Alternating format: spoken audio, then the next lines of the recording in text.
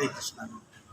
आप सभी भक्तों को इस बात की जानकारी से खुशी मिलेगी कि हम ईद की 3 दिन की छुट्टियों में स्वामीनारायण मंदिर में लाइब्रेरी में लगातार सुबह 10:30 से लेकर रात 11 बजे तक हरिनाम संकीर्तन और शुद्ध भक्तों को और सीनियर भक्तों की जो है कि प्रचार का अमृत जो है कि हम सब जो है कि इनको ग्रहण करेंगे।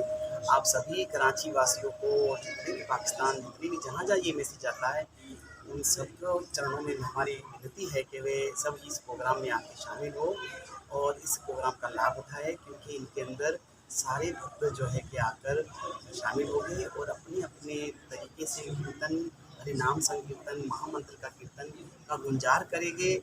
और शुद्ध ऐसे वैष्णवों की जो बहुत ही सीनियर भक्त हैं वे कथा का भी जो है कि वे हमें रसपान कराएंगे। इसलिए आप सभी भक्तों से प्रार्थना है कि आप अपने परिवार सहित इस कार्यक्रम में जरूर शामिल हो, क्योंकि हमारे चंद भक्तों ने इसमें बहुत मेहनत की है।